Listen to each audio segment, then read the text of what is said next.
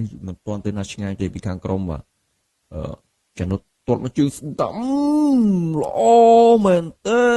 យូយបាទក្រុមរបស់យ៉ានុត FC យូយកីឡាករលេខ6មកជើងអំបញ្ញមិញនេះស្អាតមែនតើបាទអ្នកចាំទីបាទហក់ទៅដែរប៉ុន្តែបាល់នេះចូលមុំ90 degree តែម្ដងល្អយ៉ាងចានុតទាត់មកជើងស្ដាំល្អមែនតើយូយបាទអ្នកចាំទីទេចេញមកសង្គ្រោះបាទទាន់ពេលវេលាគប់លេងលឿនតែម្ដងពីអ្នកចាំទីរបស់ក្រុម